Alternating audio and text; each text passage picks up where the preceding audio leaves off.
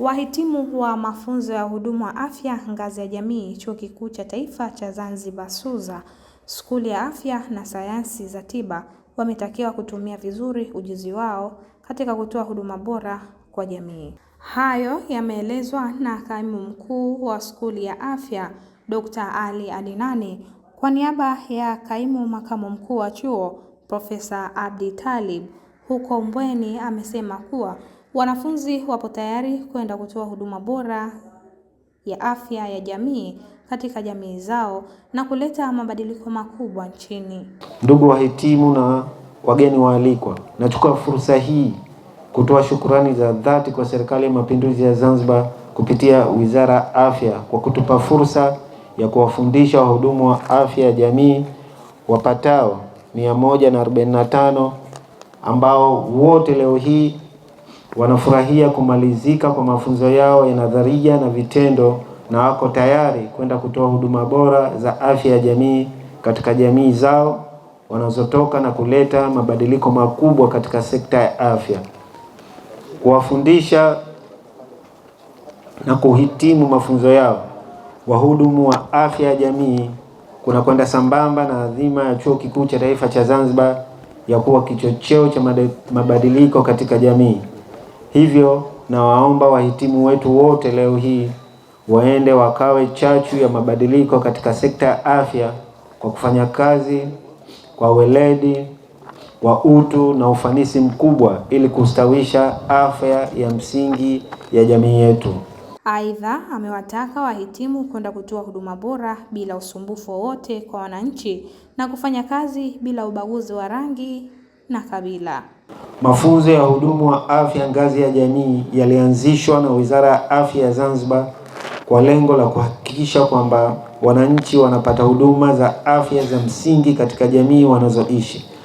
Wahuduma wa afya ngazi ya jamii huchangia katika majukumu ya msingi ya afya ya jamii ikiwa ni pamoja na ushirikishwaji wa jamii, ufikiaji wa jamii, ukusanyaji wa taarifa katika jamii, kutoa elimu ya afya na kuunganisha watu binafsi na familia kwenye masuala yanayohusu afya zao.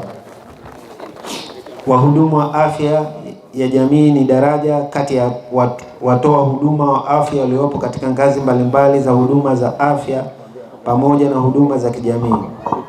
Amesema wanafunzi waliopata mafunzo hayo ni 145 ambapo mafunzo hayo yametolewa kwa muda wa miezi 6 na wanafunzi wamejifunza nadharia na vitendo ili kujenga ujuzi wao katika kutoa huduma bora kwa jamii, na amewasisitiza kutunza siri za wananchi na kwenda kutoa huduma bora kwa jamii, kuwapa upendo ili kujijengea imani katika kazi zao.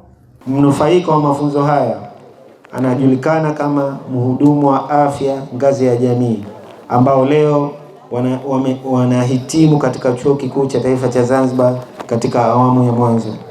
Ndugu wahitimu na wageni waalikwa,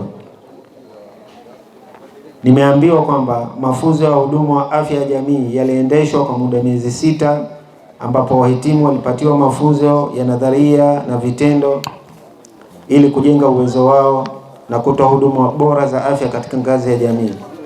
Mafunzo waliopatiwa yamewawezesha kuwa mahiri katika kutoa elimu ya afya katika jamii kuhusiana na kujikinga na maradhi mbalimbali ya kuambukiza na maradhi yasiyo ya kuambukiza pamoja na upimaji wa presha, sukari, malaria, virusi vya ukimwi, hali ya lishe kwa watoto walio chini ya umri wa miaka 5.